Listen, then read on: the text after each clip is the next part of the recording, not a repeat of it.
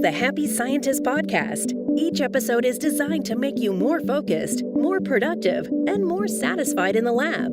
You can find us online at bitesizebio.com/happy scientist.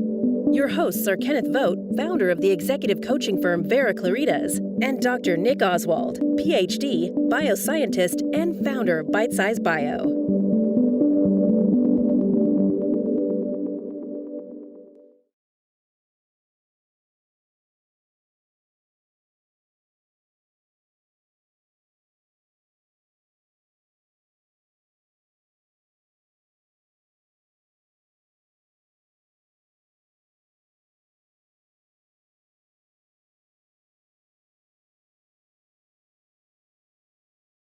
Hello, this is Nick Oswald welcoming you to this Bitesize Bio webinar, which today is a live episode of the Happy Scientist podcast. If you want to become a happier, healthier, and more productive scientist, this is the place for you. With me, as always, is the Bitesize Bio team's Mr. Miyagi, Mr. Kenneth Vogt. In these sessions, we hear from Ken mostly on principles that will help shape you for a happier and a more successful career. And along the way, I'll pitch in with points from my personal experience as a scientist and from working with Ken. If you have any questions along the way, put them into the questions box on the side of your screen and I will put them to Ken. Today, we will be discussing focus, your lab superpower. Okay, Ken, over to you. I stepped on your intro there and that I may have made a little noise there. A little lack of focus on my part. So we're gonna deal with that right now. Focus is important in any career sense, any business sense, any operational sense, but it's particularly important in the laboratory. And I realize that's not news to any of y'all. However, there are certain people in your world that are really good at focus. And then there are other people that are not good at it at all. And unfortunately, they span the gamut as far as what positions they hold. So you can have an extremely focused lab assistant, and you can have a very unfocused PI, or PhD advisor or whatever, and you may look at yourself that way and think, I don't know, is focus really a thing for me? Am I good at it? Am I bad at it? Am I capable, but I'm unwilling? Do I find focus to be an imposition on my creativity and my opportunity to look outside the box, as it were? Or is it something that is just absolutely essential to be effective in your job and in your career? So that's what we're going to talk about today, focusing on your superpowers in the lab. So the first question to ask would be, why focus? Why should you bother to focus? So to give you an idea why you might want to do that, allow me to throw out some synonyms for unfocused and see if any of these sound familiar to you, and if you're experiencing any of these, or if these show up in your world. Chaos, disarray, disorganization, confusion, mayhem, bedlam, frenzy, turmoil, disruption, upheaval, and my favorite, anarchy. Now, if those are common things in your world, this is what being unfocused has wrought. This is where it came from. Focus is actually a solution to any and all of these things. Now, it begins with focus helps you clarify your priorities. Because if you're unfocused, it's hard to tell what's important and what's not. Whereas if you're focused, importance of one thing over another becomes very, very straightforward. Now, once you've focused on your priorities, then focus starts to attract things that are supportive of those priorities. And you've probably already experienced this in your life many times and in many ways, where when you start giving something attention, all of a sudden it starts showing up. and you start seeing ways to accomplish things. You start seeing tools that will help you. You start seeing problems for the first time. And by the way, that's not a bad thing. That's a good thing, because an unseen problem is a disaster. But a seen problem is now it's in your awareness. Now you can do something with it. And finally, I'll say that focus draws things progressively more strongly. That is, it starts to take priority over other things that are happening in the environment. And a lot of things happening in your environment can be very, they can demand attention. They can be very noisy. They can be very pushy. Whereas focus will help you to filter that stuff out and not be bothered by the noise and the bright lights and the shiny red things and all that. So this is the case I make for why you should focus. Now that you've decided, okay, focus is going to work for me, it's useful, I think I want to do that. I want to key on the notion of focus versus focusing. Now, when we add ing to a verb, it makes it the present imperfect tense.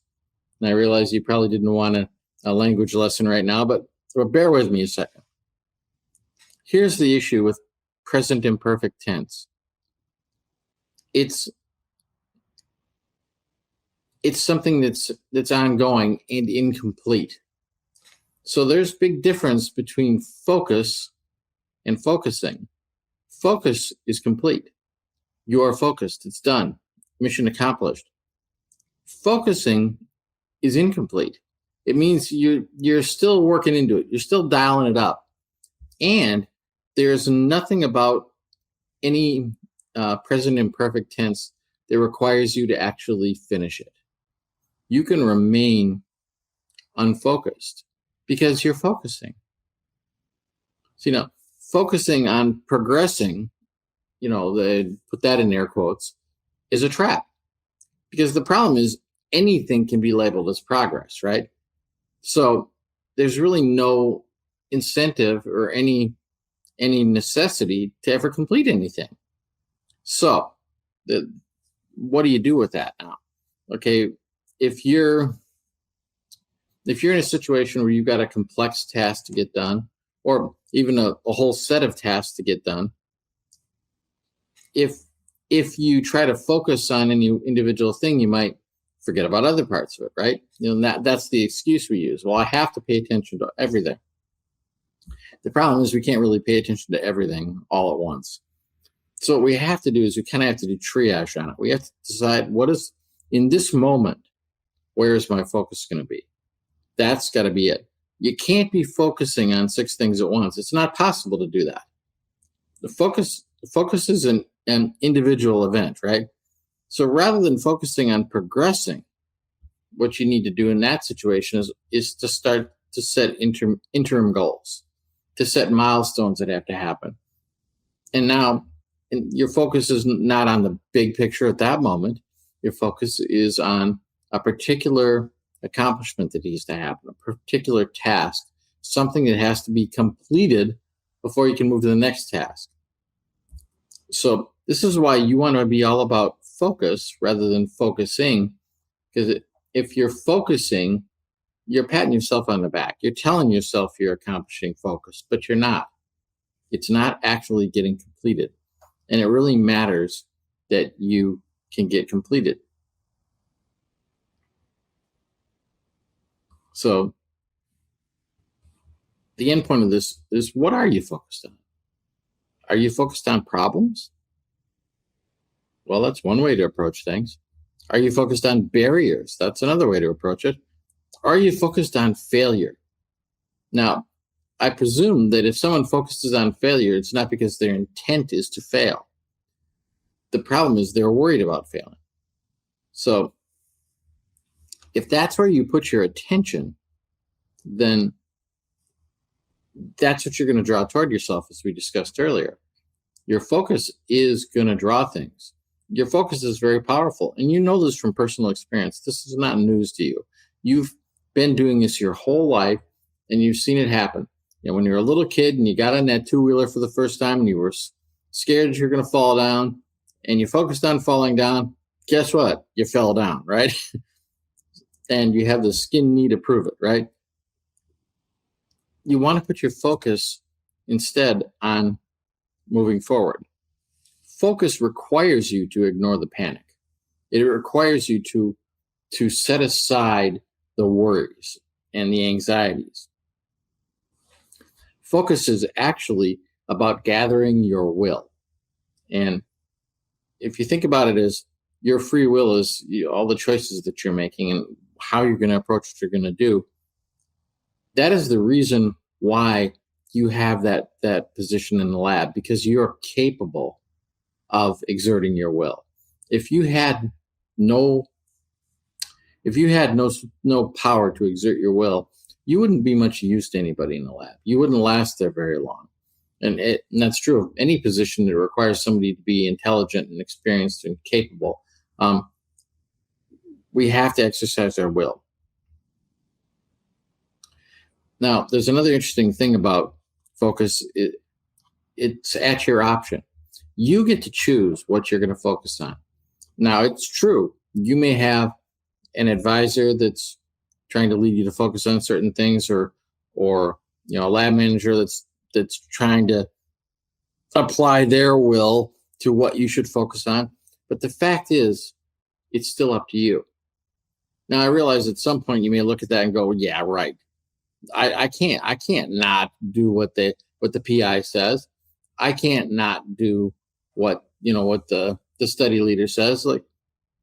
And I want to say to you right now, of course you don't have to listen to that. You don't have to do anything. Now, I'm not saying that there's no consequences to that.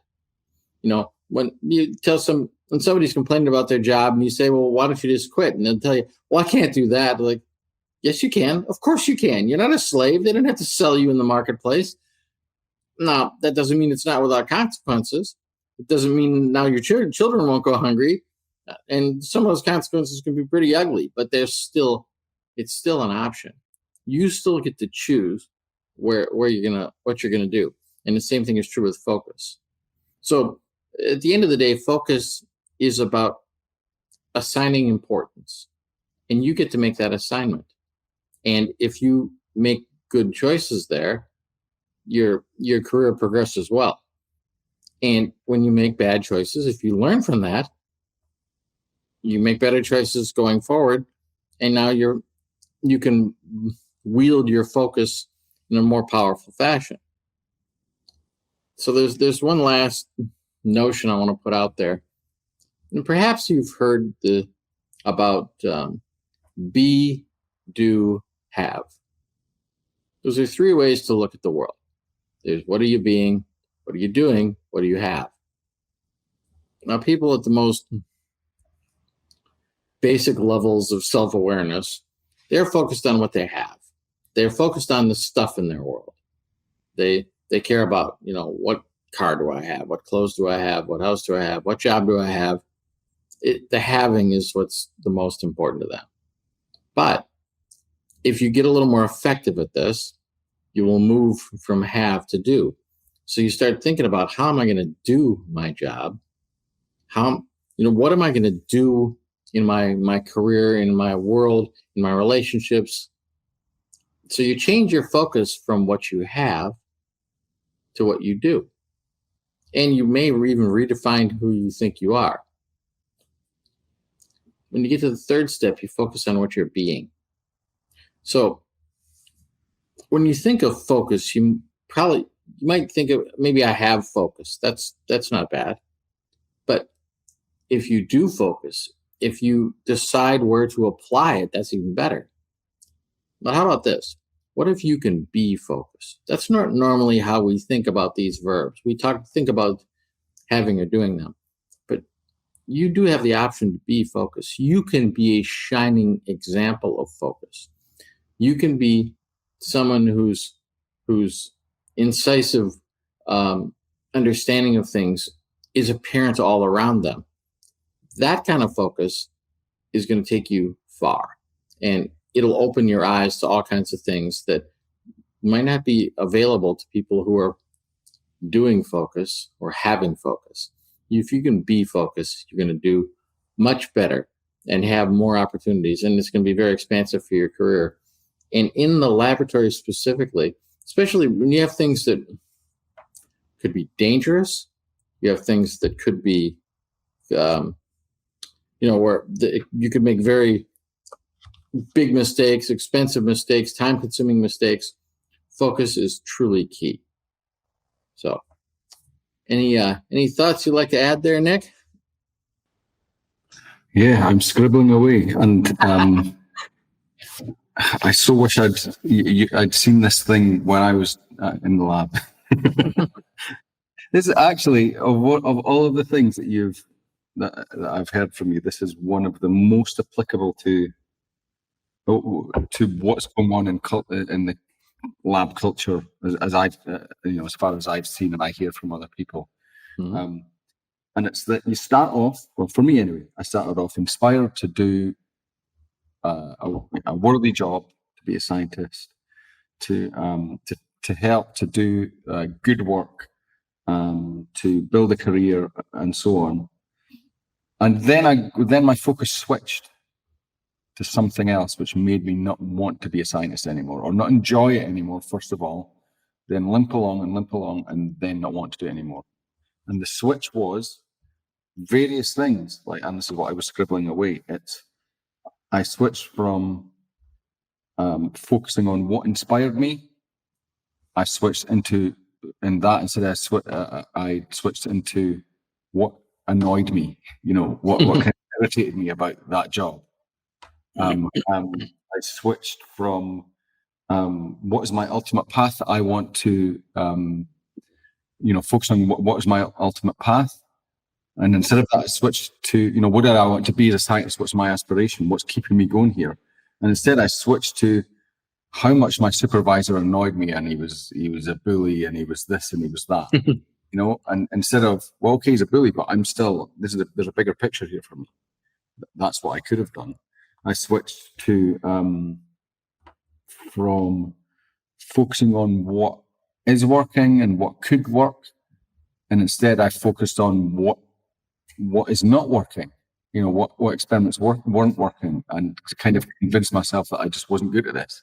But it's because I was focusing on, being pulled down the rabbit hole. It's interesting. It's quite timely. I was reading a book about this yesterday, about what you focus on is what you get. Exactly what you're saying here.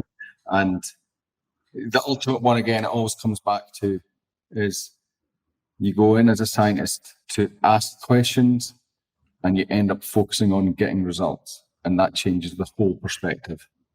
And yeah, well, everything comes back to that for me in these things. But that was quite illuminating. That is the culture to not just in the lab, but because the lab's quite a crucible environment. It's quite intense. Then it seems to be quite easy to flip that focus into negatives, which then reduces your enjoyment, reduces your output, and whatnot. Sure. Well, if you're working in a lab, you have chosen a hard road. You've decided to do something challenging. Yeah. And don't forget, you made that choice at some point, and you made that commitment. And by the way, you deserve praise for that. That is awesome. A lot of people don't do anything hard in their lives, or they do everything to try and avoid it. Well, you didn't do that. But now that you've made those choices, you can still backslide into that notion of just focusing on problems, barriers, and failure. And if that's all you worry about, if that's where you put all your attention, it comes back to you. And again, this notion of our focus will create our world. We are always seeing things from a certain perspective, but you can mold and control that perspective, because we can't see everything that's happening all at once, all the time. It's not practical. We have our limitations. We only have so much bandwidth so much brain power to apply at any given moment. And if it's like folks that have photographic memory, they've been studied, and what they find about people with photographic memory is not necessarily what you'd expect.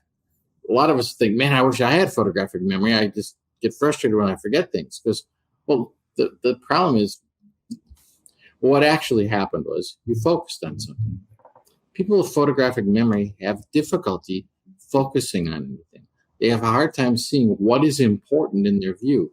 I'm looking around the room right now, and there's a lot to see here. But the only thing that's important right now is the computer that's in front of me. I need to see the slide that I'm showing right now. I don't need to see the paperwork that's lying behind my computer. I don't need to see the other stuff that's on the table here. None of that matters. But somebody with photographic memory would have a hard time picking out what's important in any given moment. So presuming you don't suffer from that as a malady, you do have a choice. And you can make that work for you. And it can be, we can really be drawn to focus on the negative things. It can feel really compelling. But if you give yourself the chance to focus on things that are positive rather than negative, and I don't mean just in a Pollyanna way, but when you can start looking for solutions and start looking for ways around things and through things and past things, that is a far better place to focus your attention. Because if you can protect yourself from failing, there's no guarantee you will succeed. You will just protect yourself from failing. And by the way, you won't perfectly accomplish that. You'll still fail sometime. But how likely are you to succeed? If you don't give some attention to it, some focus to success, it is not likely to happen. There's a saying that every once in a while, even a blind squirrel finds a nut. Is that really how you want to live your career? Or only every once in a while you make some progress, you get to some place you wanted to get to? You're better off just to constantly looking for ways to succeed with some occasional failures sprinkled in there. They're unlikely to kill you. You're going to get past them. You'll learn things from them, and they will feed future successes. But focus is the tool you will use to get there. Yeah. It just popped into my mind that we, as well, the book I was reading yesterday, it's called the subtle art of not giving an F***. Don't know if you've ever seen that book. It keeps popping up in my Audible all the time, and I thought, I'm going to read that and or listen to it. It's quite an interesting take on things. But one of the things that pops out here, right? And again, I'm just applying this to my experience of being a scientist for 10 years and starting off with massive aspiration and off we go, and then allowing myself to be worn down by the negative side, right? And sure. and missing it. I miss the part of me that still would like to follow that aspiration kind of does miss that. But anyway, what he says in that book, one of the things he says in that book is that you always have problems, right? And all you can do is convert your problems from bad problems to slightly better problems or better problems, and that's what you're trying to do. And if you better quality problems. That's I think that might be actually the phrase he uses, higher quality problems. And the analogy he used was that people who are got a six-pack and all this stuff and super fit people and all that, they have had the focus on the result that they want from that, but just as importantly, they're willing to bear the pain that it takes to get there. And so then they convert their problem from being unfit and feeling bad about themselves and all that stuff into having a workload and a certain amount of pain to deal with. But they're prepared to accept that pain, and that is what's allowed them to get there. And so part of what's going on, so there's an aspiration, and then there's a pain, a workload, and a pain load to get the payoff. Okay, and you have to accept all of that.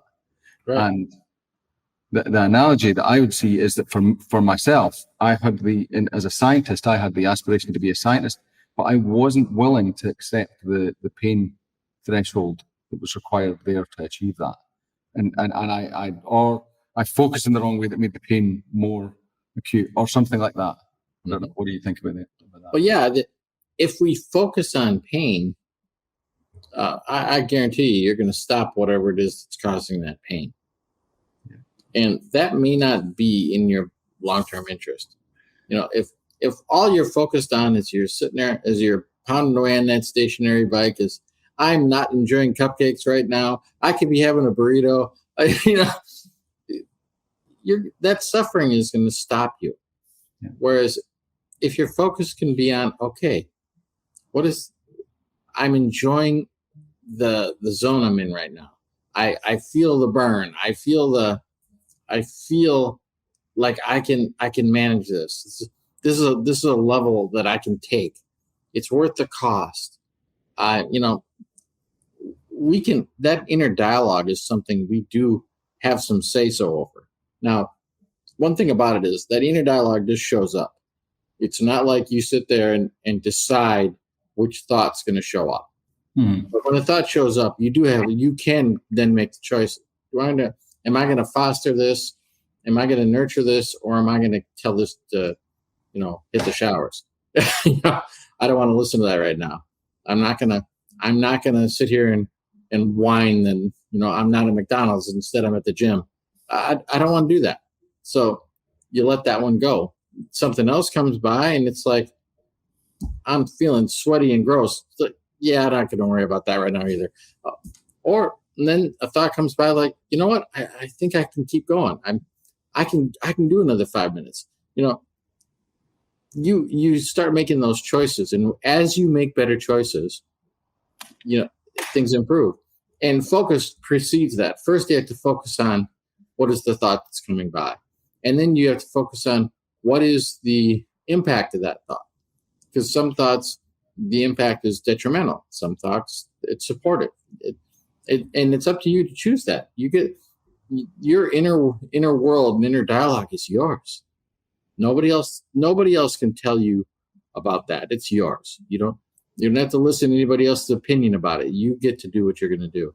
And you will build more strength, more power, more will to approach the things you find to be important. And that's up to you. And focus, again, is the tool you have to apply. Because if you are unfocused, things will get chaotic. Things will get disrupted. They'll get disorganized. And that is not the way to get things done. Yeah. So I'm applying this to the being a scientist, my own experience of, which is all I have. Well, and speaking to people as well, I suppose, is, you start off with aspiration, inspiration, off we go, and you're doing things. The two things that kind of really ground me down were you working with supervisors who didn't do things the way that I thought they should do. Okay. And so then I get fixated in my head. I don't want to work with people like this. I don't want to be in this industry. I don't want to work with people like this. And I can focus on that, which is what I did. And then it kind of ground me down over time. Or I could switch over to, look, this is a necessary pain. Mm-hmm. And the same as I don't want to listen to the drill instructor telling me that I need to do another 30 press-ups.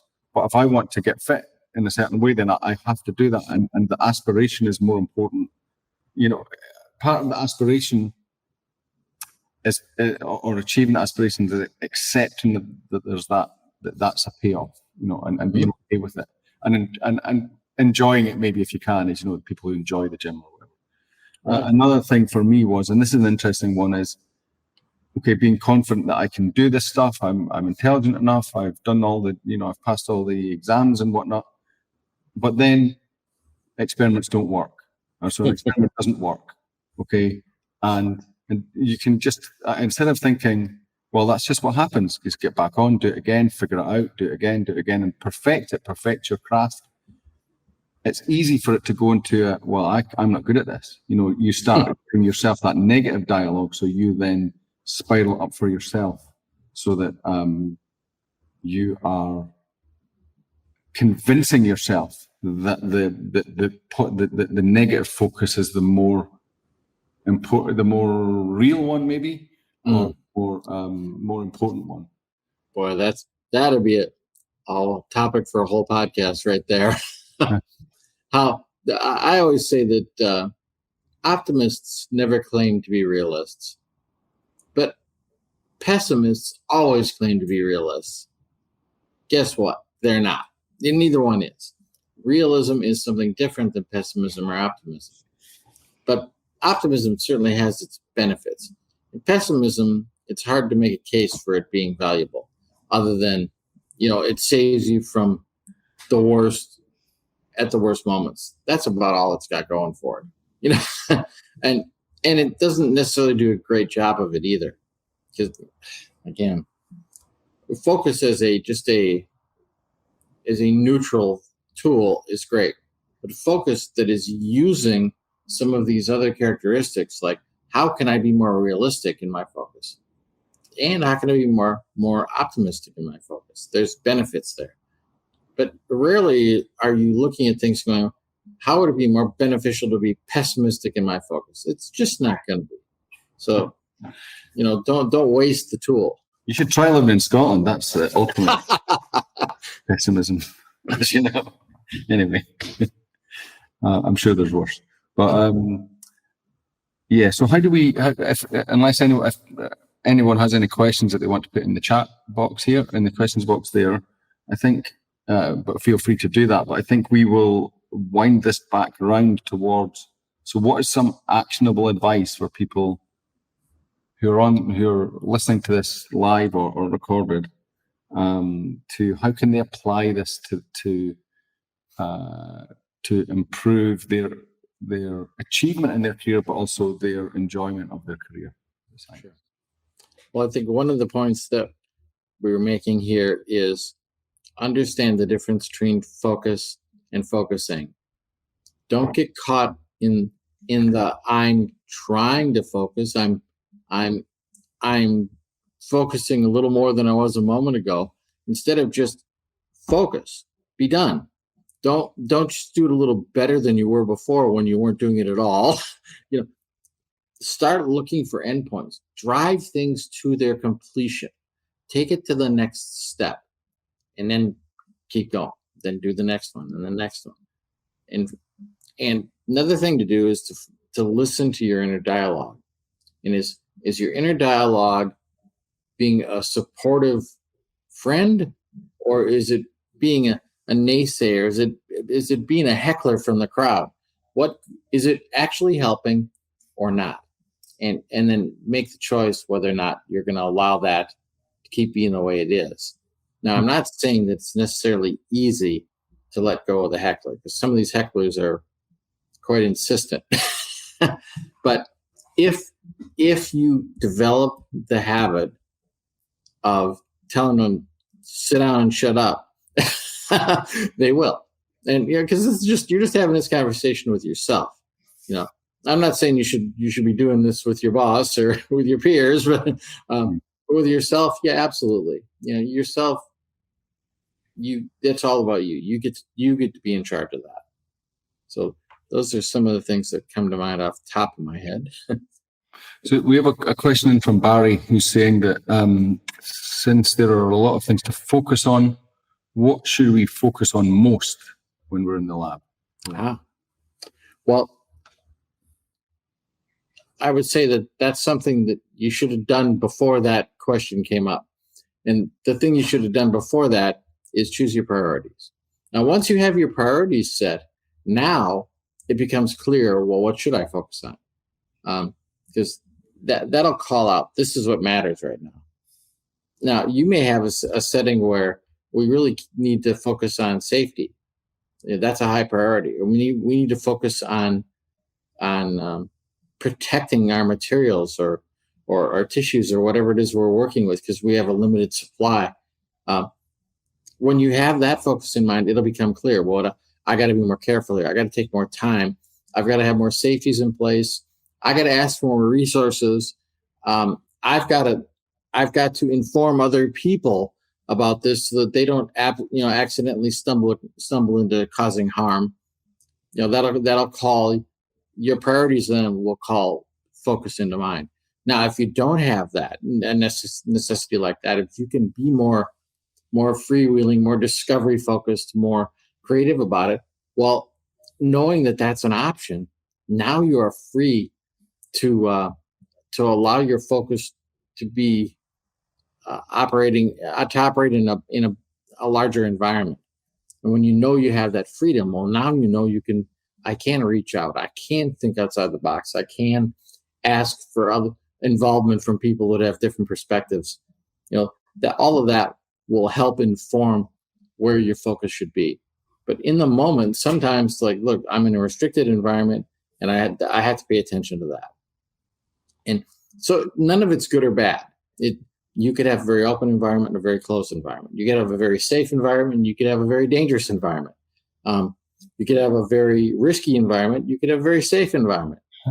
None of the environments are automatically good or bad. They're just what they are. And being aware of them will help you choose how to focus. Okay. So we have another question in from Olha.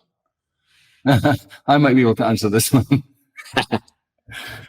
How can you focus on writing your PhD thesis if you've already started your new job?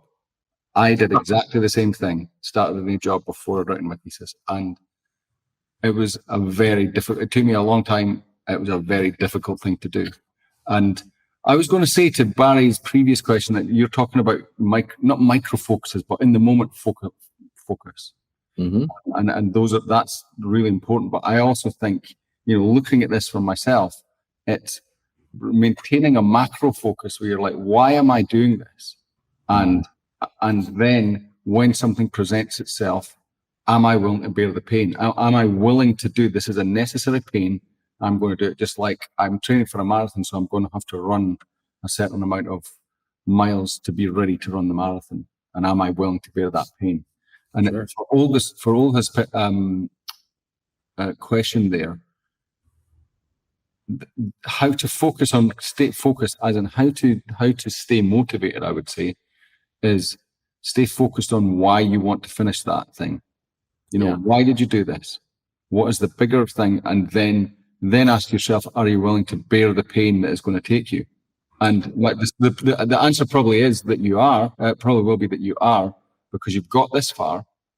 But what will hold you back? Because what held me back was complaining about it all the time, that I don't want to do this. But if you say, well, if you say to yourself, this is a pain I'm willing to bear to get to this end result, then you can do it. And unlike me, I had to drag myself over the finish line by eating lots of chocolate biscuits to convince me to stay at the computer. That had a really bad side effect, so don't do that. Well, one thing about this is understanding the difference between making a choice and making a decision. Because if you're constantly reevaluating your choices, now you chose to work toward a PhD. That was a big choice, a big commitment in your life. So now, though, you don't reassess that commitment every time you need to work on your thesis. That's already decided. You already decided, I'm working toward this PhD. So now it's just decision time. Do I have the resources I need? Do I have the focus I need? Is this a good moment for me to be doing this? Because sometimes it isn't a good moment. But if you find yourself telling yourself all the time, well, I'm too tired, or I've got a headache, or I don't have all the materials I need, if you're constantly giving yourself excuses, those are not great decisions. So start looking at yourself with self-respect and go, you know what, I'm a person of commitment. Mm-hmm. I made a commitment to a big project here. It is a big deal to get a PhD. Well, now that being the committed person you are, what would I do right now? What decision would I make right now? And maybe it's like, you know what? I'm going to go take an aspirin and I'm going to get to work on this. I'm going to gather the materials I need. I'm going to head over to the library. I'm going to get on the internet, whatever it is you've got to do in that moment. I've got to talk to the people I need to talk to. Take a step in the direction you want to go. Now, maybe you're telling yourself, I've got to write this thesis. Well, that's a pretty big picture. There's milestones along the way. And maybe right now, the next step is all you need to focus on. The only thing you need to do right now is turn on the computer. The only thing you need to do right now is make that phone call or send that email. Pick that thing out and then finish it. Don't, I'm writing the email. No, write it. Be done. Hit send. Move on. And then ask yourself, what is the next step, the next task in front of me? You're not worried at that moment about the finished product. You made that commitment a while ago. That's already done. Right now, you need to focus on what's the next step. That's all. I always think you can learn a lot for these sort of things from professional athletes, because there are people who have committed to something and they are overcoming the problems that stop most people from doing that level of exercise, right? And so one of the things that always springs to mind, I always tell my kids as well, is a cyclist. He was a Scottish cyclist, and one of the things he did was, so you wake up in the morning at 6 o'clock and you have your training session to do, and you can then make the decision, am I going out or not?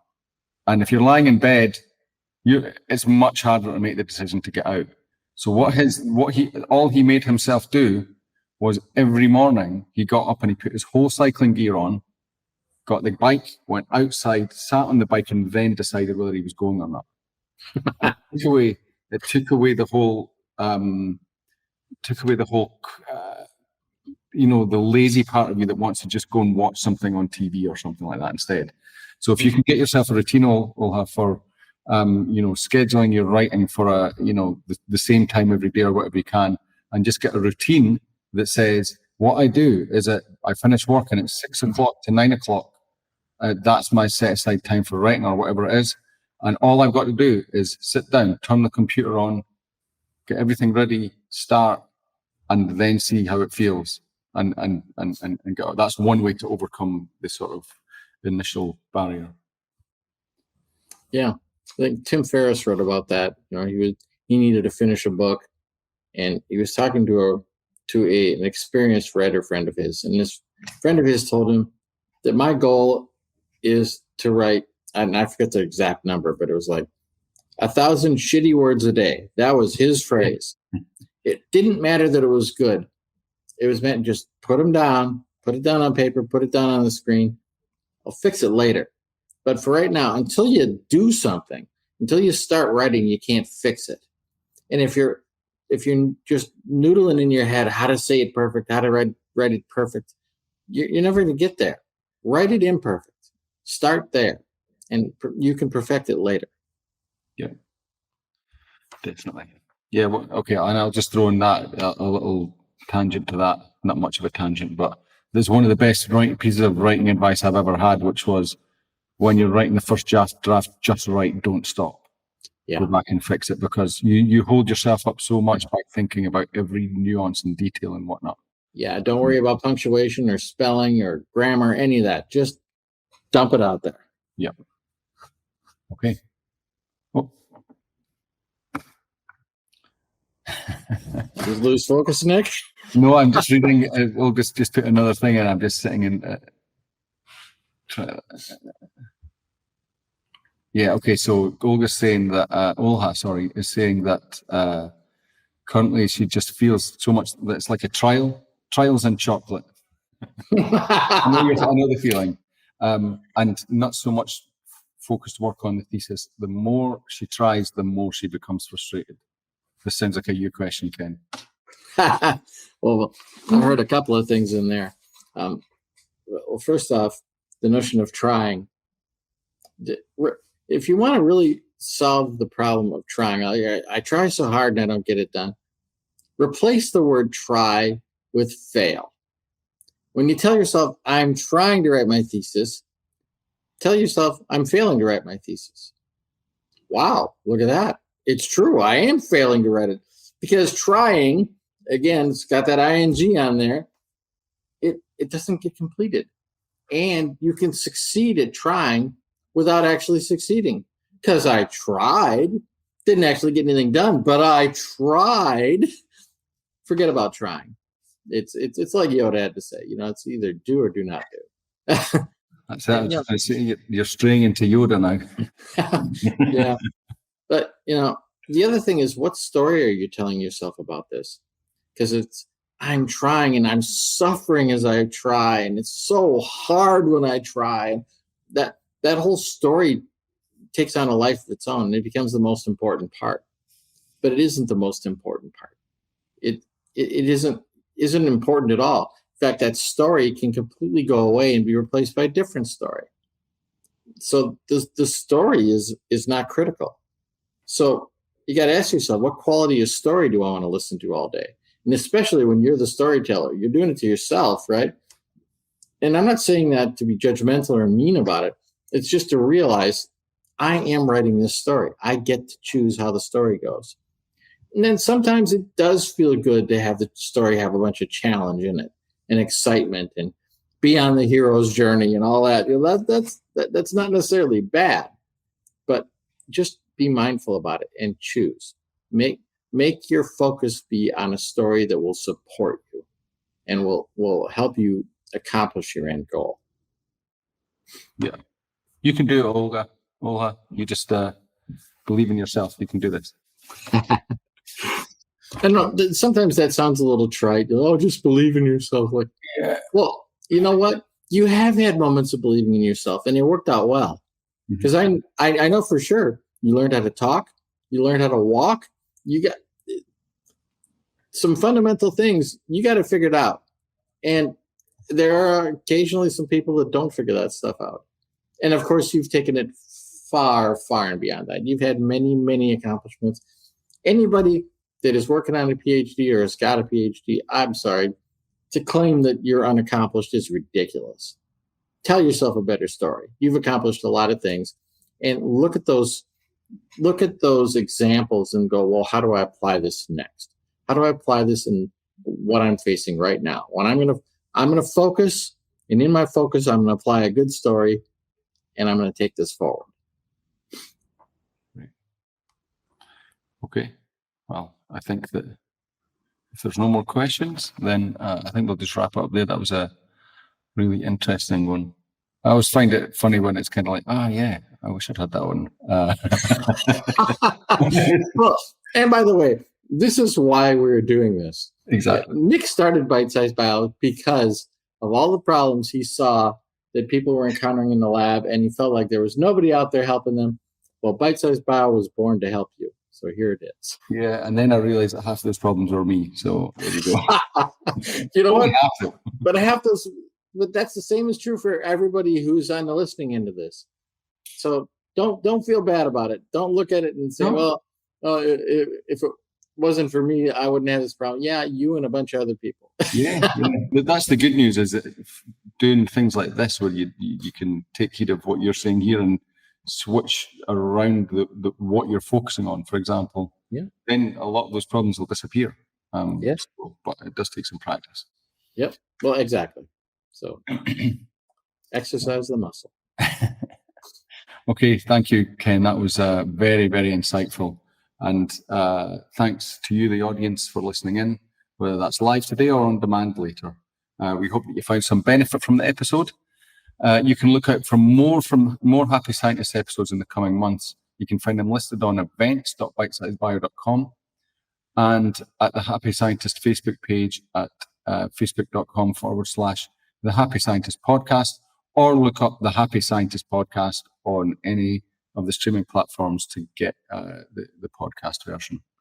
And there's lots of other, I don't know what episode this is now, but there are many, many wisdom-packed episodes in that catalogue now. So, but until next time, until we do the next Happy Scientist Live, which I think will probably be in a few weeks, good luck in your research and goodbye from all of us at Bitesize Bio, including Mr. Miyagi. Bye. Thank you for listening to the Happy Scientist Podcast, helping you to become a happier, healthier, and more productive scientist. To get more Happy Scientist podcast episodes and all of our downloadables, please go to bitesizebio.com/The Happy Scientist, all one word. And in particular, you might want to spend some time on episodes 1 to 9, where we talk about the foundational principles of human needs, core mindsets, and charisma factors, which we refer to in many episodes. You can also hook up with us on Facebook at facebook.com/The Happy Scientist Podcast, all one word, to get latest episodes and additional material. We hope to see you there.